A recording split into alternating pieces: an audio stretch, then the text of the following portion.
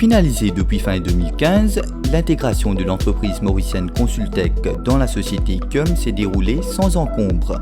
En rachetant son partenaire historique, la société française d'ingénierie compte mieux répondre aux besoins des différents marchés. L'objectif est d'apporter des expertises que l'on ne possède pas en France, comme le scan 3D, le reverse engineering, l'inspection.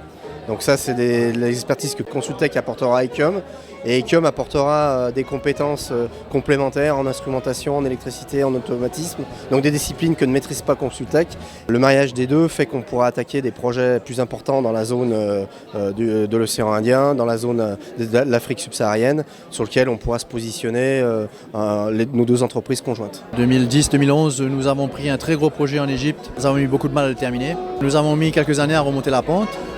Quand je me suis retourné, je me suis dit que faire ce qu'on voulait faire, c'est-à-dire de l'exportation de services à partir de Maurice, mais sur les marchés étrangers, surtout l'Europe, ce serait très compliqué sans un partenaire stratégique. Avec 10 millions d'euros de capital, 70 millions de chiffres d'affaires et plus de 700 collaborateurs, Ecom et Consultec vont mutualiser leur savoir-faire afin d'offrir un meilleur service à leurs clients. Il n'y a pas une semaine qui se passe sans que je sois sollicité par mes collègues d'Ecom pour de nouveaux sujets sur du reverse engineering en France et ça c'est très motivant.